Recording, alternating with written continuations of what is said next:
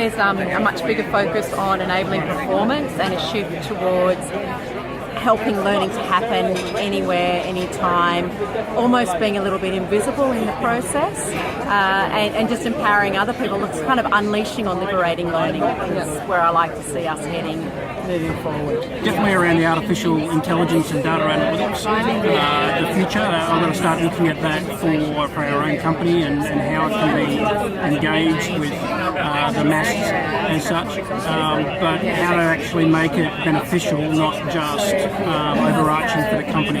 So you've still got to think about the people. So that's what my learning point is. How do you think it can add value to your company?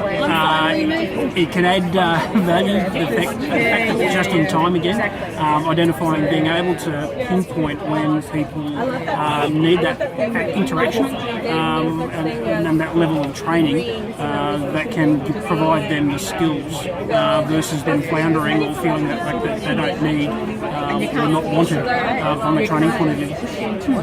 Thanks, Trevor. We've got the beautiful Story Bridge and the beautiful Toby Hewitt just thinking about changing role of L&D and what he's taking away from tonight. It's a difficult one because the industry is very obsessed with like buzzwords and trends and like what's next and what's hot. But really what I'm finding is that the tried and true stuff is still really relevant and exciting for businesses. I think more and more L&D is being asked to create business results and is less about creating training or content. And that is not a new concept, but it's definitely something that I still encounter people sort of get a bit cross-eyed about going, how do you do that?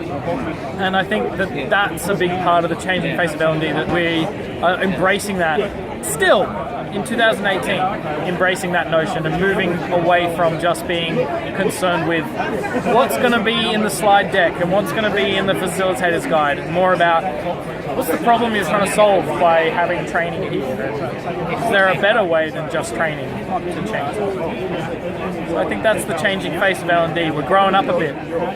You! Thank you, Toby. Dan, what have you got for us? Oh, what have I got? Changing face of L&D. I've seen a lot of cross-pollination between other learning other disciplines, for example, user experience design, agile ways of working, that are being kind of mixed into our learning processes. More of a focus on the user experience and more of a focus on those soft skills as opposed to those technical skills, as more and more of those traditional technical skills get filled by I suppose advancements in technologies and that type of stuff. So yeah, nice. Probably my take on it. His was way better than mine. I don't know about that. We have some loose cannons here tonight. Right, Matt, what's your opinion on the changing face of L&D? The changing face of L&D. Yeah, that's quite interesting. I actually think it's becoming quite two-faced. Because I think that there's so much technology coming on, well, that's available now and that's improving, and it's giving us so many options to create some really cool e-learning, and there's the opportunities for learning and development to change and to adopt those technologies and to give people so much better options in terms of personalised learning and so many better ways to learn, and that's a really great change.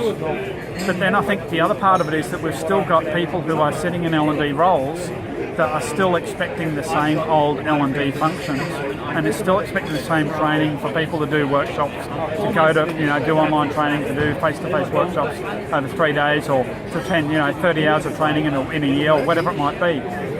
So I think there's a bit of a clash there between the changing. There's still the two faces, where the modern technology and the old stuff, and I think that there needs to be a change, and until the old face is thinks about the newer stuff and moves on, we're going to continue to have that clash. So yeah, that's my thoughts on the changing side are you on? faces of L&D. What side? What side? I'm definitely on the side of technology. But it's because it's, there's so many things that we can do with it. There's so many options to create really cool stuff and to give people great opportunities. And there's so much research out there that's saying that if people have got choice and they can learn in their own ways, that you've got much better return, much better performance outcomes, better training, better return, better outcomes. Why don't we want those things for corporations? So yeah, I think they need to maybe lose a bit of control and just hope that, or not hope, but work on the fact that people will be able to do their jobs better and not worry so much about how they're doing it, how they're learning to do their jobs better, but just be happy that they are doing their jobs better. So yeah, so that's it. Changing face of L&D. Thank you.